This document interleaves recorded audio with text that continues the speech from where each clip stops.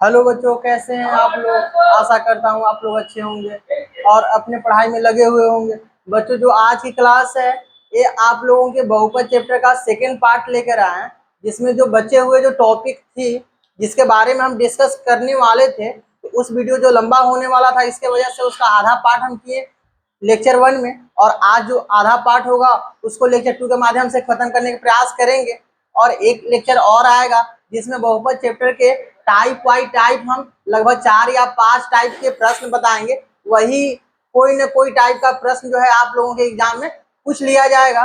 तो बात करते हैं, तो हम पिछले क्लास में पढ़े क्या थे। पिछले क्लास में पढ़े थे हम लोग बहुपद की परिभाषा पढ़े थे, बहुपद को पहचानने के लिए पढ़े थे, बाद में बहुपद को हम उदाहरण के द्वारा समझे थे, साथ में चर संख्या और अचर संख्या के बारे में पढ़े थे। ये सारे चीजें हम पहले लेक्चर में पढ़े थे। इस लेक्चर में हम क्या पढ़ेंगे, इस लेक्चर में पढ़ेंगे हम बहुपद के प्रकार, बहुपद के घात, बहुपद के शून्य के बारे में पढ़ेंगे, बहुपद के शून्यकों के बीच में संबंध के बारे में पढ़ेंगे। ये सारा पॉइंट जो है, और अगर मान लेते हैं बहुपद का किसी बहुपद का अगर शून्य दे दिया गया है तो उसका हम बहुपद निकालने का फॉर्मूला क्या होगा, ये सारे चीज हम पढ़ेंगे। साथ में ये भी पढ़ेंगे तो बहुपद का व्यापक सूत्र क्या होता है, जो कभी कभी एग्जाम में पूछ लिया जाता है। ये सारे चीजों को हम इस लेक्चर में क्या करेंगे, समझने का प्रयास करेंगे। हम चलते हैं, पहला जो टॉपिक मेरा था वो टॉपिक क्या था मेरा आज का लेक्चर का, आज है मेरा बहुपद का प्रकार के बारे में।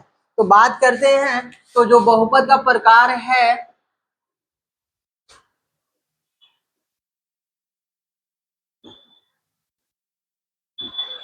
बहुपद के जो प्रकार है जिसको हम टाइप्स ऑफ पॉलिनोमियल्स बोलेंगे, यह दो प्रकार से बांटा गया है बहुपद को। कितना आधार पर बांटा गया है, दो आधार पर बांटा गया है। एक है पद के आधार पर और दूसरा है घात के आधार पर।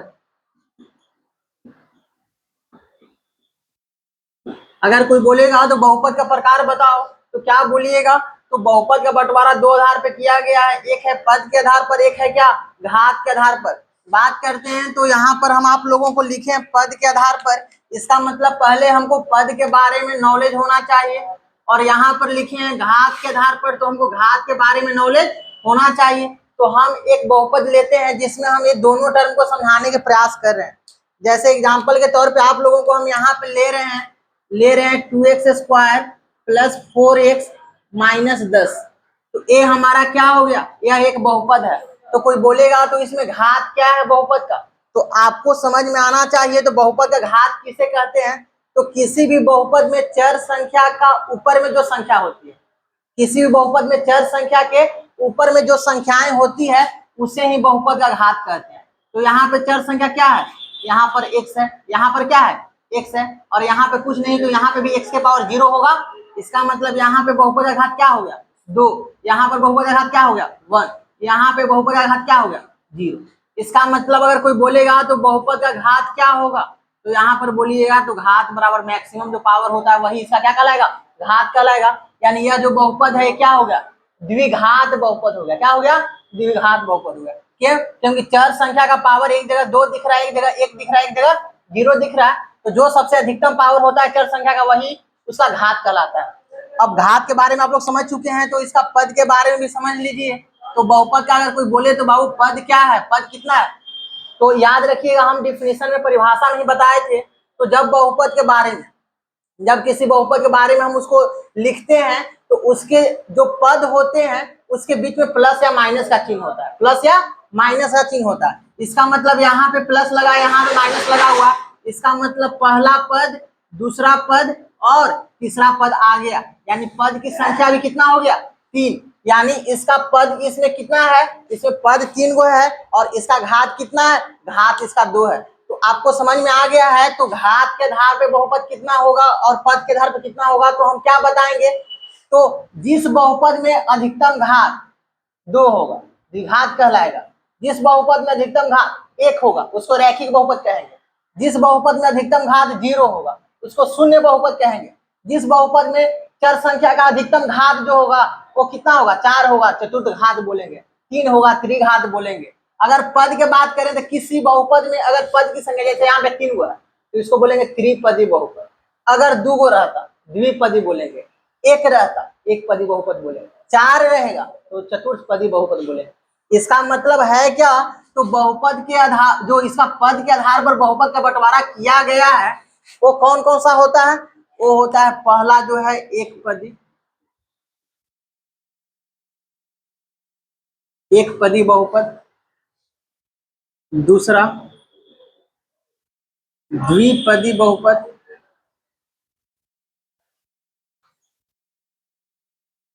तीसरा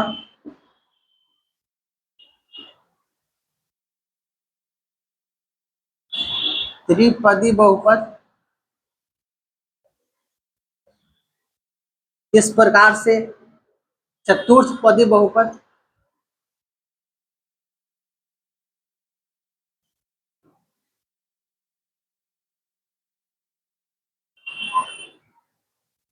इसको पदी ऐसे लिख दीजिएगा, पदी बहुपद। इसका मतलब क्या है, जितना पद उतना क्या होगा बहुपद। एग्जाम्पल भी लिखते चलते हैं हम साथ में यहाँ पे। अगर कोई बोलेगा तो एक पदी बहुपद किसे कहेंगे, केवल एक पद लिखिए तो बोलिएगा 2x एक पदी बहुपद का एग्जाम्पल है। द्विपदी का ये मतलब क्या होगा, दो को पद ले लेना है, एक्स स्क्वायर प्लस 4, इसमें दो पद, एक यहाँ पे एक यहाँ पे। त्रिपदी में कितना हो जाएगा पद, 3 को पद हो जाएगा। इसी को ले लेते हैं x square plus 4x plus 7, यहाँ पे पहला दूसरा तीसरा 3 को पद हो गया। ऐसे ही चतुर्पदी का एग्जाम्पल क्या हो जाएगा 3x³ plus 2x square plus 7x plus 10। एक पद, दो पद, तीन पद और चार पद, चार को पद लिख दिए, ये क्या होगा चतुर्पदी बहुपद हो गया।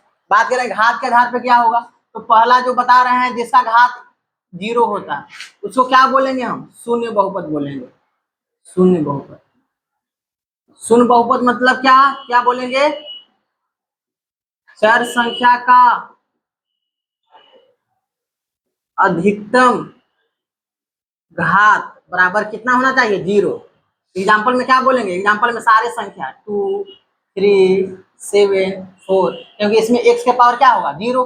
दूसरा रैखिक बहुपद, रैखिक बहुपद, रैखिक बहुपद में क्या बोलेंगे,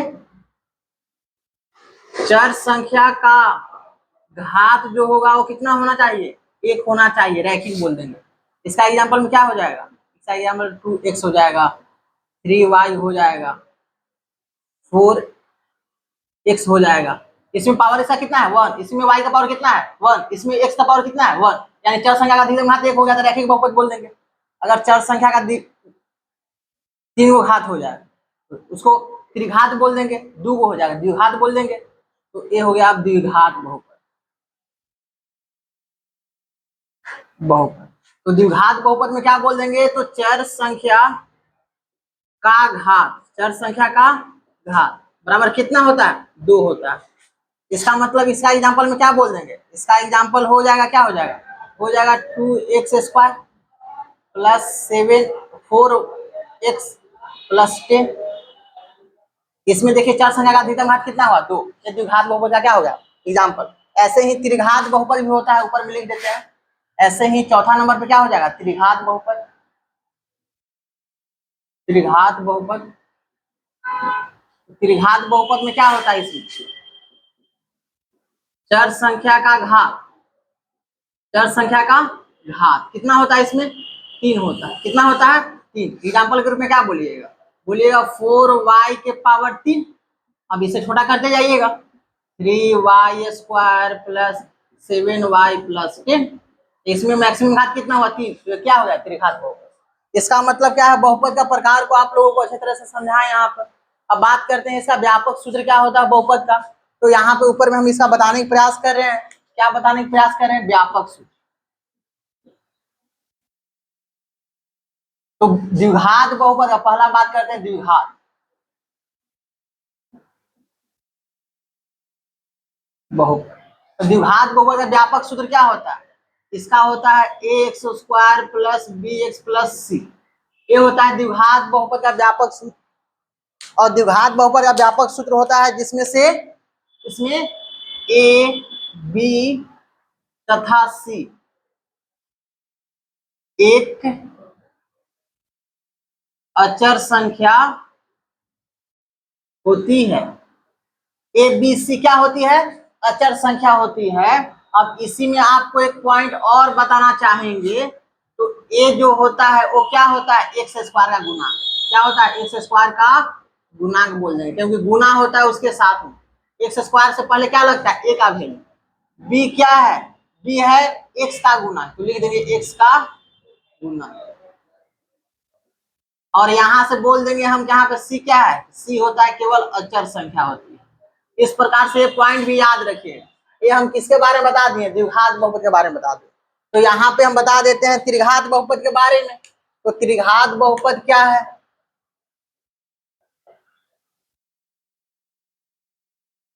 तो त्रिघात बहुपद का व्यापक सूत्र क्या होता है, a x cube plus b x square plus c x plus d. इसमें पावर कितना मैक्सिमम हो जाएगा, 3, क्योंकि त्रिघात बहुपद में हम क्या पढ़े, चर संख्या का अधिकतम पावर 3 होना चाहिए। तो यहाँ पे x का पावर कितना हो गया, 3, तो त्रिघात बहुपद हो गया। इसमें भी सेम पॉइंट लिखेंगे, ए बी सी तथा डी, ए बी सी तथा डी। ये सारा क्या है, यह क्या है, अचर संख्या है। क्या है, अचर संख्या, यानी यह क्या है, यह एक अचर संख्या है। अचर संख्या का मतलब समझ में आ रहा है, जिसका मान जो है नहीं बदलता है, फिक्स रहता है। अब बात करते हैं, इसमें भी लिख देते हैं वही चीज को। ए इसमें क्या है, ए है एक्स क्यू का गुणांक, वहां पे क्या है, ए जो था एक्स का गुणांक था, यहाँ पर ए जो है एक्स क्यू का गुणांक है। तो ए बराबर क्या लिख देंगे, एक्स क्यू का गुणांक। कोई बोलेगा बी क्या है सर, तो बी को देखिए, बी है एक्स स्क्वायर का गुणांक, इसका मतलब एक्स स्क्वायर का क्या हो गया, गुणांक हो गया।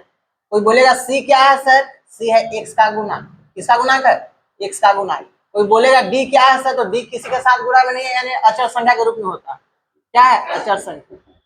इसका मतलब ये हो गया, आप लोगों को किसके बारे में बता दिए, ये बता दिए आप लोगों को त्रिघात बहुपद के बारे में, और वो बता दिए क्या, द्विघात बहुपद के बारे में।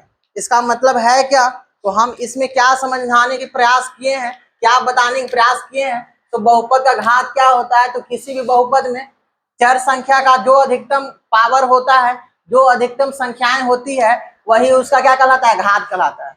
पद क्या कहलाता है, तो किसी भी बहुपद को लिखते हैं तो उसमें प्लस के साथ जो चीज जुड़ा हुआ रहता है उसे हम क्या बोलते हैं, बहुपद का पद बोलते हैं। इसी प्रकार बहुपद का बंटवारा उसका घात के आधार पर भी किया गया है और पद के आधार पर भी किया गया है। जितना पद होगा उतना पद वाले बहुपद बोलेंगे। अगर मान लेते हैं एक पद है, उसको एक पदी बहुपद बोलेंगे, दो पद है द्विपदी बोलेंगे, इसी प्रकार चार पद होगा चतुष्पदी बोलेंगे। आप लोगों को समझ में आ गया। ऐसे ही घात के आधार पे, अगर घात 0 है उसको शून्य बहुपद बोलेंगे। घात अगर जिसका 1 होगा, यानी चर संख्या का सबसे अधिकतम पावर 1 ही होगा, तो उसको हम क्या बोलेंगे, रैखिक बहुपद। अगर मान लेते हैं 2 होगा घात, तो द्विघात बहुपद 3 होगा, त्रिघात बहुपद 4 होगा, चतुर्घात बहुपद। लेकिन आप लोगों को पढ़ना क्या है, आप लोगों को द्विघात बहुपद ही पढ़ना है, और इसमें हम थोड़ा बहुत इस्तेमाल करेंगे त्रिघात बहुपद को। लेकिन द्विघात बहुपद आप लोगों का एक चैप्टर ही है, जिसको आप लोगों को हम बहुत अच्छी तरह से आसानी भाषा में उसको समझाने के भी प्रयास करेंगे। तो बात करते हैं अब यहाँ से, ये सारे चीज को बताने के बाद हम आप लोगों को एक पॉइंट बताना चाहेंगे, तो बहुपद का शून्यक क्या होता है, बहुपद का शून्यक क्या होता है, बहुपद का गुणांक क्या होता है, ये 2 पॉइंट को डिस्कस करेंगे। और साथ में हम ये भी बताने की प्रयास करेंगे, तो बहुपद का अगर शून्यक दे दे तो बहुपद निकालने का कौन सा सूत्र इस्तेमाल करेंगे। ये सारे पॉइंट को हम इसको साफ करके अगले स्लाइड में बताने की प्रयास हम कर रहे हैं। तो बच्चों हम बात क्या करेंगे, अब हम आप लोगों को बात करेंगे तो बहुपद के शून्यक क्या है, तथा साथ में भी बताने का प्रयास करेंगे तो बहुपद का गुणांक क्या होते हैं। ये सारी चीजों के बारे में डिस्कस करते हैं। पहले बात करते हैं तो बहुपद का शून्यक क्या है। तो बहुपद का शून्यक क्या होता है, तो किसी भी बहुपद में चर संख्या का वह मान होता है जिसको बहुपद में रख देने पर उसका मान क्या हो जाता है, 0 के बराबर हो जाता है, उसे हम क्या कहते हैं, बहुपद का शून्यक कहते हैं। इसका मतलब क्या है, किसी भी बहुपद में चर संख्या का वह मान जिसको बहुपद में रखने पर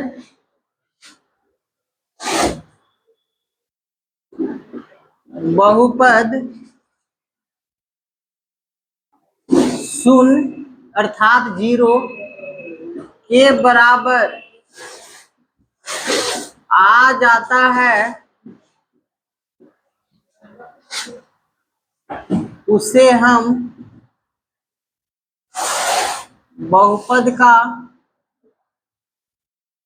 शून्य कहते हैं।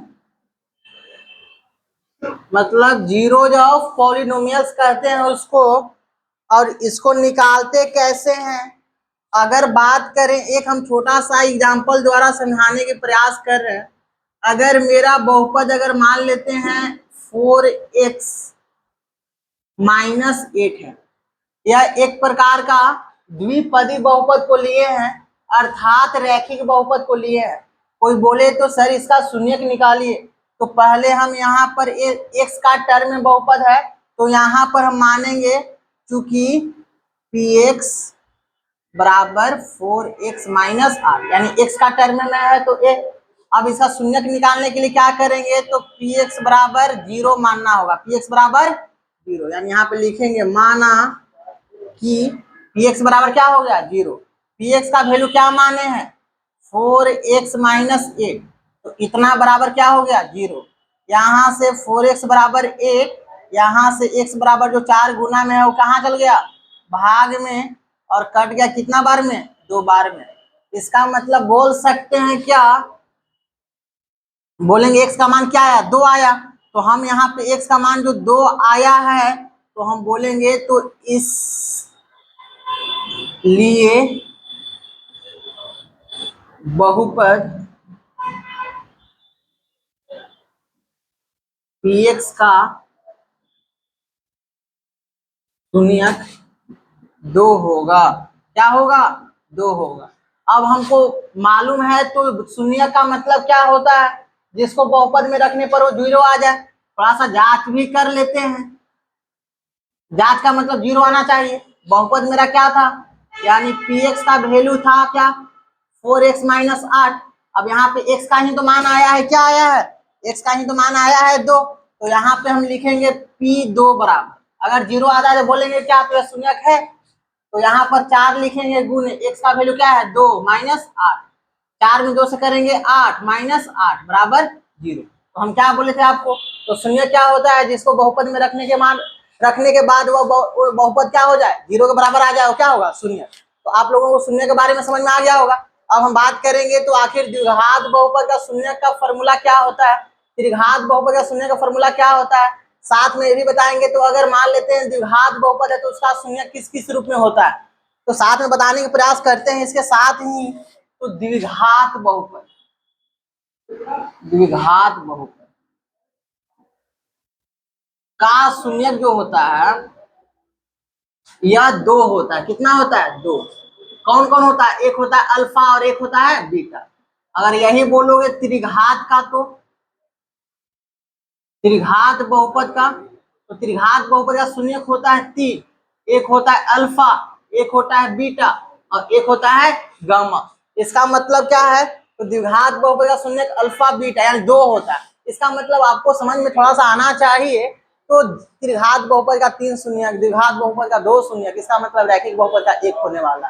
कारण आप देखिए यहाँ पर, तो द्विघात बहुपद का घात 2 था, इसका मतलब जितना घात होगा उतना ही उसका क्या होगा शून्यक होगा। अगर द्विघात बहुपद का 2 उसका घात था, इसका मतलब शून्यक भी 2 हुआ। त्रिघात बहुपद का अधिकतम घात 3 था, इसलिए शून्यक भी 3 हुआ। तो कोई बोलेगा तो रैखिक बहुपद का शून्यक है गो, तो रैखिक बहुपद का घात 1 होता है, इसलिए उसका शून्यक केवल 1 गो आएगा। और यहाँ पे रैखिक बहुपद हम निकाले थे, तो रैखिक बहुपद का शून्यक केवल 1 ही आया जो 2 के रूप में आया था। इसका मतलब यही बात याद रखिएगा, एग्जाम में क्वेश्चन पूछेगा तो द्विघात बहुपद का शून्यक कितना होगा, तो बोलेंगे द्विघात बहुपद का शून्यक 2, त्रिघात बहुपद का 3, चतुर्थ घात वाला को 4 बोल देंगे। जितना घात उतना उसका क्या हो जाएगा शून्यक हो जाएगा। अब हम बात करेंगे तो शून्यक यहाँ से हम तो समझ गए, तो अल्फा बीटा है, अल्फा बीटा गामा है त्रिघात बहुपद का।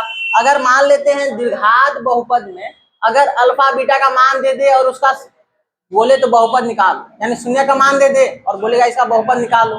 तो हम क्या निकालेंगे, कैसे निकालेंगे, इसको हम साफ करके अगले स्लाइड में बताने की प्रयास कर रहे हैं। तो बच्चों अब हम क्या सीखने वाले हैं, तो अगर द्विघात बहुपद का शून्यक दे दे तो उससे हम द्विघात बहुपद कैसे निकालेंगे, या त्रिघात बहुपद का अगर शून्यक दे दे तो हम क्या निकालेंगे, उससे हम त्रिघात बहुपद कैसे निकालेंगे, ये सारे चीजों को हम आज सीखने वाले हैं। तो बात करते हैं हम क्या, यहां से बात कर रहे हैं, यदि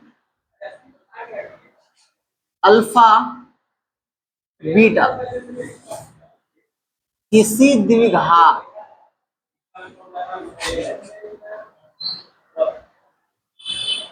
बहुपद का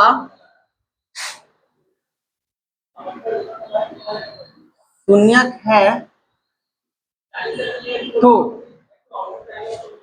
अब यहां से हम क्या निकालेंगे, अगर शून्यक है तो किसका, द्विघात बहुपद का, तो हम उसको तो इसलिए द्विघात बहुपद निकालने का फॉर्मूला क्या होता है, द्विघात बहुपद निकालने का फॉर्मूला क्या होता है, इसका निकालने का फॉर्मूला होता है x square minus alpha plus beta into x हो जाता है, प्लस में हो जाता है अल्फा इंटू बीटा।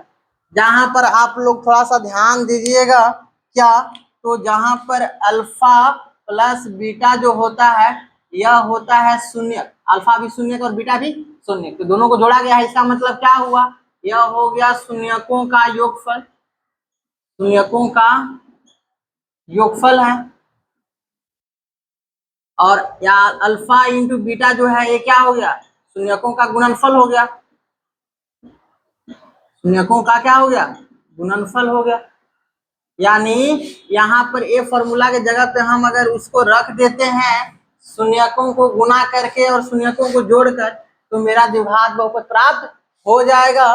तो इसका मतलब क्या है, हम इस फॉर्मूला को याद कर लेंगे, कैसे याद करेंगे, एक्स स्क्वायर माइनस शून्यकों का योगफल, शून्यकों का योगफल इंटू एक्स प्लस शून्यकों का गुणनफल, सिंपल सा बात है। यही हम यहाँ पर भी लिख दिए, x square minus alpha plus beta into x और प्लस में अल्फा इंटू बीटा किए हैं। अब हम चलते हैं, अगर यही टर्म अगर इस्तेमाल हो जाए किसके लिए, त्रिघात बहुपद के लिए, लेकिन वहां पे अल्फा बीटा और गामा हो जाएगा। करते हैं हम, यदि अल्फा बीटा तथा गामा किसी त्रिघात बहुपद का शून्यक है तो क्या निकालेंगे, तो इसमें निकालेंगे त्रिघात बहुपद बराबर क्या होगा, इसलिए त्रिघात बहुपद, त्रिघात बहुपद का फॉर्मूला क्या होता है, x cube minus alpha plus beta plus gamma into x square, यहाँ पर हो जाता है प्लस में, यहाँ पर प्लस में है, और क्या होता है alpha into beta plus beta into gamma plus gamma into alpha, और इंटू में क्या हो जाता है एक्स, और लास्ट में minus alpha into beta into gamma हो जाता है। यही आप लोगों को कब होगा, फॉर्मूला का इस्तेमाल कब करना होगा, जब त्रिघात बहुपद का आपको शून्यक दिया हुआ रहे। तो त्रिघात बहुपद का शून्यक दे दे और आपसे पूछिए तो इसका त्रिघात बहुपद निकालिए, तो आप लोग वहां का पे इस्तेमाल यही फॉर्मूला को कीजिएगा, याद रख लीजिएगा। क्या है यहाँ पर, एक्स क्यूब माइनस शून्यकों का योगफल, ये क्या है alpha plus beta plus gamma, क्या हो गया शून्यकों का योगफल इंटू एक्स स्क्वायर प्लस शून्यकों का गुणनफल का योगफल। यहाँ पे क्या है, शून्यकों का गुना किए गए उसके बाद योगफल है, शून्यकों का गुणनफल का योगफल माइनस शून्यकों का गुणनफल, ये क्या हो गया शून्यकों का गुणनफल। इस प्रकार से आप लोगों को हम बताने के प्रयास किए हैं क्या, तो अगर मान लेते हैं कोई भी द्विघात बहुपद हो या त्रिघात बहुपद हो, तो उसमें हम कैसे कैसे, अगर मान लेते हैं शून्यक दे दे तो उसका हम बहुपद कैसे निकालेंगे। अब हम बात करते हैं, तो अगले जो क्लास होगी उस क्लास में हम बात करेंगे। तो द्विघात बहुपद का जो शून्यक होगा, द्विघात बहुपद का शून्यक अगर दिया हुआ रहेगा, या मान लेते हैं द्विघात बहुपद के शून्यक के साथ साथ बहुपद भी दिया हुआ रहेगा, तो उसमें संबंध को कैसे बताएंगे। यानी अगला जो लेक्चर होगा उसमें हम बहुपद के शून्यकों के बीच में संबंध को भी जानेंगे, और एक प्रश्न भी लेकर उसमें हम सोल्व करने का प्रयास करेंगे, क्योंकि उस तरह के प्रश्न एग्जाम में पूछे जाते हैं। तब तक मिलते हैं नेक्स्ट वीडियो में। गुड बाय, टेक केयर, अपने पढ़ाई को करते रहिए।